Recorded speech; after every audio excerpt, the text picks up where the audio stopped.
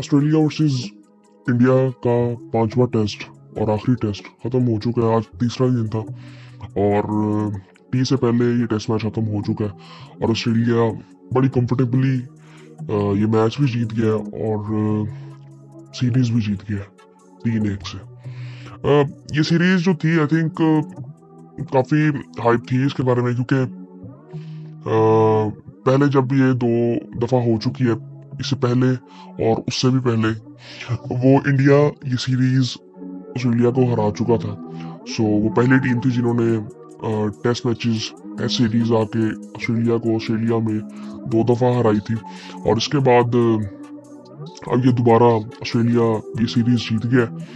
पहला मैच जो था वो इंडिया जीता था और उसके बाद दूसरा मैच ऑस्ट्रेलिया जीत गया था, फिर तीसरा बारिश की वजह से बराबर हो गया था, फिर चौथा ऑस्ट्रेलिया जीता और पांचवा फिर ऑस्ट्रेलिया जीत गया। और पहले मैं बताता हूँ आपको आज के दिन क्या हुआ।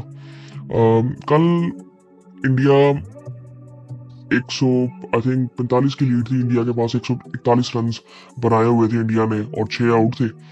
और लेकिन आज आके बैटिंग को इतनी खास कर नहीं सका इंडिया। 15-16 रन बनाए और तकरीबन 162 का आई थिंक टारगेट था और ऑस्ट्रेलिया बैटिंग करने आया। ऑस्ट्रेलिया ने बड़ा कंफर्टेबली उन्होंने स्टार्ट किया था और शुरू में तो इंडिया ने आज बॉलिंग बड़ी गंदी की। बुमराह इंजर्ड हो चुके थे, आज वो बॉलिंग करने आए नहीं, बैटिंग करने वो आए लेकिन बॉलिंग करने वो नहीं आए। और इसके बारे में हम पूरी सीरीज में बात कर चुके हैं कि जिस तरह से वो रेगुलरली क्रिकेट खेल रहे थे, आई थिंक इंडिया ने ऐसे सोचा तो नहीं होगा कि उनको 5 टेस्ट खिलाए जाएंगे, बीच में सोचा होगा कि एक टेस्ट रेस्ट दिया जाए, लेकिन आई थिंक उनकी जो इंजरी पहले थी आई थिंक वही दोबारा उनको हुई है। और आई थिंक अभी फिलहाल जो होगा वो इतना कोई सीरियस शायद ना हो, क्योंकि अब ये अच्छी बात है कि रिस्क नहीं लिया गया, क्योंकि आने वाले टाइम में हमने चैंपियंस ट्रॉफी आनी है, वो इंडिया ने खेलनी है और उसमें Bumrah I think main bowler होंगे इंडिया के और सो उनका फिट रहना बड़ा इंपॉर्टेंट है। आपने आज देख लिया कि आज बुमराह को साइड पे किया तो इंडियन बॉलिंग बिल्कुल एक्सपोज हो गई है। सो ये आई थिंक जो डिफेंस है ना, मैं पहले भी कई दफा बात कर चुका हूँ कि इंडियन बॉलिंग की अगर बात करें ना तो आप सिर्फ बुमराह की बात करते हो, उस लेवल का इंडिया में कोई बॉलर है नहीं। एक दो बॉलर्स ऐसे हैं जो कि अच्छे थे पिछले कुछ टाइम में, अगर पिछले हम 10 सालों में देखें तो आए थे, जो मोहम्मद शमी है काफ़ी बेहतर है, बट उनका भी मतलब रहता है फॉर्मेट्स का। और अभी रिसेंटली अगर देखें तो अर्शदीप सिंह काफ़ी बेहतर है आई थिंक, जो कि आई थिंक एक नज़र आते हैं कि फ्यूचर में आई थिंक वो लंबी क्रिकेट खेल सकते हैं और अच्छे बॉलर बन सकते हैं।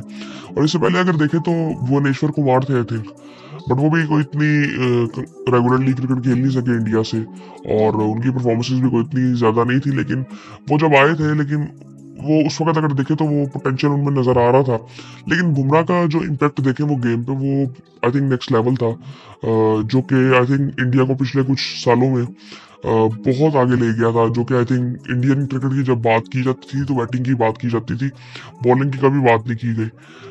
लेकिन जब बुमराह आए तो आई थिंक उनकी वजह से आई थिंक मैं कहूँगा कि बॉलिंग की बात करनी शुरू की गई इंडिया की, कि अब इंडिया की बॉलिंग काफ़ी बेहतर है।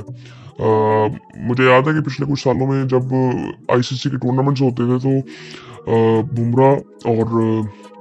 बुमराह शामी होते थे, सिराज, सो कहा जाता था कि इंडियन बॉलिंग इक्वली स्ट्रॉन्ग है जिस तरह की उनकी बैटिंग है। लेकिन आज जब बुमराह बाहर बैठे और जब भी पहले भी बुमराह कभी नहीं खेले तो वो नज़र आता था, स्पेशली टेस्ट फॉर्मेट में कि बॉलिंग बुमराह के अलावा बिल्कुल ही आई थिंक ठप हो जाती है। और शॉर्ट फॉर्मेट में अगर देखें T20 आईज में, सो वहाँ पे काफ़ी हद तक मैनेज किया जा सकता है क्योंकि अर्शदीप उसमें रेगुलरली खेल रहे होते हैं। But I think long form में अगर आप बात करो तो बुमराह का होना बड़ा इंपॉर्टेंट है, क्योंकि हमने T20 वर्ल्ड कप में भी देखा, उससे पहले भी वर्ल्ड कप में हम देख चुके हैं और टूर्नामेंट्स में हम देख चुके हैं और IPL में भी देख चुके हैं कि उनका जो इम्पैक्ट है वो गेम पे कितना ज़्यादा रहता है। खैर ऑस्ट्रेलिया ने जब बैटिंग स्टार्ट की तो कॉन्स्टेंस उन्होंने 22 रन बनाए 17 बॉलों में। अब स्पॉन्सर भी जिस तरह आउट हुए हैं वो ऐसे नहीं था कि बहुत अच्छा बॉल था, वो अपनी गलती की वजह से वो भी आउट हुए हैं। उस्मान ख्वाजा ये काफ़ी देर तक खड़े रहे, 41 इन्होंने किए 45 बॉलों पे। डिसेंट स्टार्ट था इन दोनों का। मार्नस आए, अब वो भी अपनी गलती की वजह से आउट हुए। सो वो आई थिंक वो शुरू की 2 विकेटें गिरी थी, बिल्कुल उसमें ऐसा कुछ नहीं था, वो अपनी गलती की वजह से आउट हुए थे, वरना बड़ा कंफर्टेबल जा रहा था। स्टीव स्मिथ को अच्छा बॉल पड़ गया, वो भी कैच हो गया कॉट बिहाइंड। अब उनका 10,000 रन होने में 1 रन रह गया था, सो वो भी जल्दी आउट हो गए वो। उसके बाद ट्रेविस हेड आया। ट्रेविस हेड और बो वेबस्टर, यार Bo Webster is a good I think allrounder. जिस तरह से इसने खेला है ना इस टेस्ट मैच में, कैचेज इसने जिस तरह से पकड़े हैं, जबरदस्त स्लिप फील्डर है। और उसके बाद इसने बॉलिंग भी डिसेंट की थी। मेरे ख्याल से इसने पहली इनिंग में आई थिंक पहली इनिंग की अगर बात करें तो पहली इनिंग में इसने कोई आउट नहीं किया, लेकिन दूसरी इनिंग में अगर देखें, दूसरी इनिंग में इसने एक आउट किया था। कैचेज इसने काफी जबरदस्त पकड़े हैं। और उसके बाद बैटिंग, पहले इनिंग में 50 था, दूसरी इनिंग में तकरीबन हाँ 39 नॉट आउट था। सो ट्रेविस हेड पिछले 3 इनिंग में परफॉर्म नहीं कर पा रहे थे, उन्होंने 34 रन बनाए और वो भी नॉट आउट थे। सो बड़ा कंफर्टेबली ऑस्ट्रेलिया ये जीत गया, 6 विकेटों से ऑस्ट्रेलिया ने ये मैच जीत लिया है। और दूसरी इनिंग में अगर इंडियन बॉलिंग की अगर बात करें तो 3 आउट किए प्रसिद्ध कृष्णा ने। शुरू में इन्होंने स्टार्ट को इतना अच्छा किया नहीं था, मतलब लेंथ लाइन कोई इतनी ठीक नहीं थी। शुरू में इंडिया ने बॉलिंग बड़ी गंदी की, मतलब 5-6 ओवरों में ऑस्ट्रेलिया का 50 था और कोई आउट नहीं था। उसके बाद फिर जब 1-2 विकेटें गिरी हैं, फिर जाके थोड़ा रन रेट थोड़ा नीचे आया, वरना रन रेट काफ़ी ऊपर था। लेकिन फिर भी बड़ी कंफर्टेबली जीत गए। बुमराह बॉलिंग करने नहीं आए। और उसके अलावा अगर ये पूरे मैच की मैं स्टोरी बताऊं आपको, तो इंडिया ने पहले बैटिंग की और पहली इनिंग में इंडिया ने 185 रन बनाए, जिसमें ऋषभ पंत ने 40 रन बनाए थे, टॉप स्कोरर थे इंडिया के। और उसमें मिचेल स्टार्क ने 3 आउट किए थे, 4 आउट किए थे स्कॉट बॉलैंड ने इस मैच में 10 आउट किए हैं। दूसरी इनिंग में उन्होंने 6 आउट किए थे। पैट कमिंस ने पहली इनिंग में 2 आउट किए। और उसके बाद अगर देखें तो 1 आउट किया था नेथन लाइन ने। फिर ऑस्ट्रेलिया बैटिंग के लिए जब आता है तो ऑस्ट्रेलिया भी 181 रन बना पाता है। 4 रन की लीड होती है इंडिया के पास। और अच्छी बैटिंग नहीं की थी ऑस्ट्रेलिया ने, इंडिया ने बॉलिंग बड़ी जबरदस्त की थी पहली इनिंग में। उसमें भी सैम कॉन्स्टेंस 23 रन बनाते हैं और स्टीवन स्मिथ 33 रन बनाते हैं, अच्छी बैटिंग कर रहे थे वो भी। बो वेबस्टर 57 रन बनाते हैं, टॉप स्कोर रहते हैं ऑस्ट्रेलिया की तरफ से, 21 रन बनाते हैं। एलेक्स कैरी 10 रन बनाते हैं। पैट कमिंस और 181 पे ऑल आउट हो जाती है पहली इनिंग में ऑस्ट्रेलिया। फिर उस इनिंग में अगर बॉलिंग की बात करें तो 3-3 आउट करते हैं मोहम्मद सिराज और प्रसिद्ध कृष्णा। अब प्रसिद्ध कृष्णा जो है ना, आई थिंक इनका जो मुझे लगता है कि इनकी जो लेंथ है ना वो बड़ी आई थिंक बेहतर होती है जब ये रिदम में होते हैं। शुरू में इन्होंने दूसरी इनिंग में तो बॉलिंग अच्छी इतनी नहीं की, आउट इन्होंने 3 किए, लेकिन शुरू में इन्होंने बहुत रन खा लिए थे। आई थिंक मुझे कई दफा मुझे जब ये लगता है कि ये जब तक ये इनका फोकस शुरू में होता नहीं है, जोन आउट ऐसे लगता है होते जब तक ये वार्म अप होते नहीं, या कोई इनको थोड़ा सा पंप अप ना हुए हो। सो आई थिंक पता नहीं, अभी मैंने इनको इतना देखा नहीं है, आईपीएल में इनको देखा थोड़ा बहुत, और यहाँ पे अब देखा है अच्छे बॉलर है, बट आई थिंक अभी बहुत बेहतरी की जरूरत है इनको। बुमराह ने 2 आउट किए थे, 2 आउट किए थे नीतीश कुमार रेड्डी ने। और फिर उसके बाद दूसरी इनिंग में इंडिया जब बैटिंग के लिए आता है तो फिर ऋषभ पंत 61 रन बनाते हैं 33 बॉलों में और टॉप स्कोर रहते हैं। और इनके बारे में चौथे मैच में बात की जा रही थी कि ये अजीब सी शॉट्स खेल के आउट हो गए हैं, जो कि आई थिंक मुझे लगता है उनका गेम है। और उसी की वजह से हमने ये चीज़ देखी है कि यहाँ पे अब दोनों इनिंग्स में अगर देखें तो टॉप स्कोरर ऋषभ पंत ही थे, और उनकी वही गेम की वजह से वो टॉप स्कोरर थे। और यहाँ पे मैं पहले भी कई दफा बात कर चुका हूँ, ऑस्ट्रेलिया और साउथ अफ्रीका में आप डिफेंसिव नहीं हो सकते ज्यादा, आपको रन्स करने पड़ते हैं साथ साथ।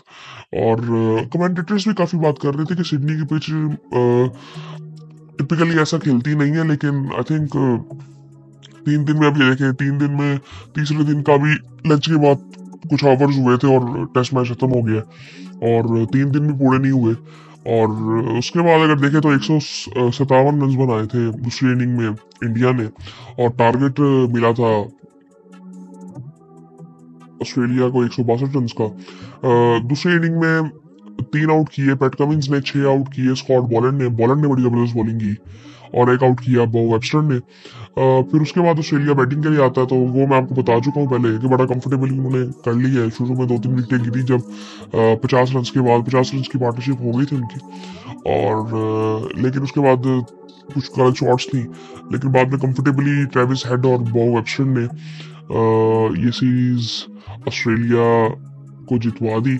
और बड़ा कंफर्टेबली आई थिंक ये जब सीरीज स्टार्ट हुई थी ना, तो पहला मैच भी जब इंडिया जीता था ना, तो मुझे थोड़ी सी हैरानगी हुई थी कि इंडिया आता ही, क्योंकि इंडिया इससे पहले 3 मैच हार के आ रहा था घर पे न्यूजीलैंड से। सो फिर उसके बाद ऑस्ट्रेलिया ने जब कम बैक किया तो फिर वो पीछे हटे नहीं। एक मैच जो था जिसमें बारिश हुई थी, उसको उसमें भी अगर आई थिंक पूरा मैच वो होता तो ऑस्ट्रेलिया ने वो भी मैच जीतना था, तो वो 4-1 से इंडिया ने ये सीरीज हारनी थी। लेकिन आई थिंक अगर ओवरऑल मैं देखूँ ना, तो मैं ये भी नहीं कह सकता कि बहुत ही वन साइडेड सीरीज हुई है। इंडिया ने अपनी झलक दिखाई है। पूरा इंडिया की बैटिंग आई थिंक उस तरह से परफॉर्म कर नहीं सकी, जो कि एक बहुत बड़ा रीजन है कि इस सीरीज में उनको मतलब उस तरह से जीत नहीं मिली। लेकिन आई थिंक अगर आप आज देखें तो आज का मैच अगर इंडिया जीत जाता तो 2-2 से बराबर था, और फिर ट्रॉफी भी इंडिया ने लेके जानी थी अपने मुल्क में, क्योंकि इससे पहले भी वो ये ट्रॉफी जीत चुके हुए हैं। सो लेकिन अब ये देखें रिजल्ट्स एकदम 3-1 हो गए वो। अब यहाँ पे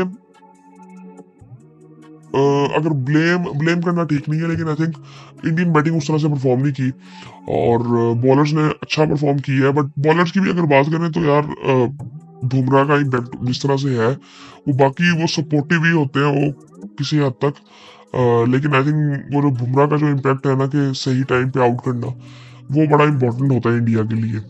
सो इंडिया को अभी थोड़ा सा देखना कि यहाँ पे इनको कौन से बॉलर्स आगे लेके चल रहे हैं, क्योंकि अब आगे अगर देखें तो मैं तो था कि अर्शदीप भी शायद खेलेंगे ये टेस्ट सीरीज, लेकिन वो नहीं इस सीरीज में खेले। सो खैर ये सिचुएशन थी।